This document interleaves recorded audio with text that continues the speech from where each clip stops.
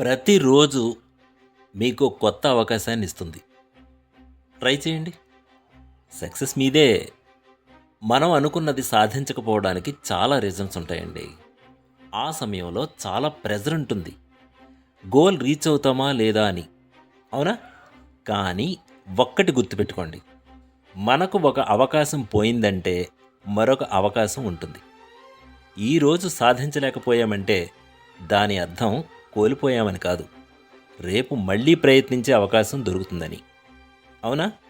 పట్టు వదలని విక్రమార్కుడిలా సక్సెస్ కోసం ప్రయత్నిస్తూనే ఉండాలి.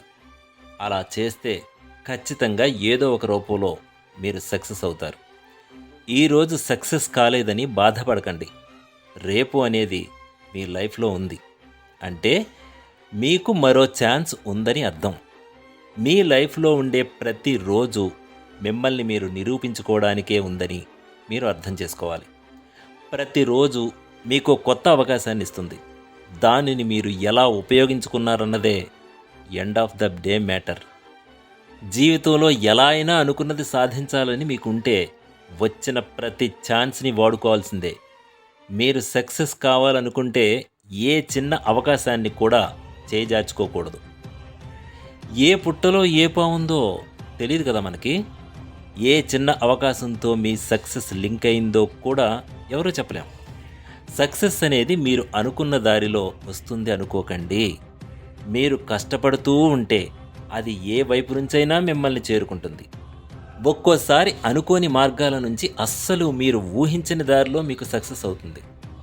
నేను 1 నైట్లో స్టార్ అవ్వడానికి 10 సంవత్సరాలు వేచి చూశాను అని ఓ వ్యక్తి చెప్పాడు. అలాగే ఆ సక్సెస్ రావాలంటే ఎన్నో ఏళ్ల శ్రమ ఉంటుంది. అందరికీ ఈజీగా వచ్చేస్తే అది సక్సెస్ అవుతుందా? చెప్పండి. ఈ పూట మీది కాదా? అయితే రేపు ఖచ్చితంగా మీదే. రేపు మీరు అనుకున్నట్లు ఫలితం రాలేదా? అయితే ఎల్లుండి మీదే. ఎప్పటికైనా మీరు అనుకున్నది మీదే అని ఫిక్స్ అయిపోండి. ఖచ్చితంగా మిమ్మల్ని అది వరిస్తుంది. రావడం ఆలస్యం అవుతుందేమో, రావడం మాత్రం పక్కా. ఆలస్యం అవుతుంది కదా అని ఎప్పుడు ఆగిపోకండి. ఎందుకంటే మీరే గివప్ ఇచ్చేస్తే ఇంకా సక్సెస్ మీ దగ్గరికి ఎలా వస్తుంది?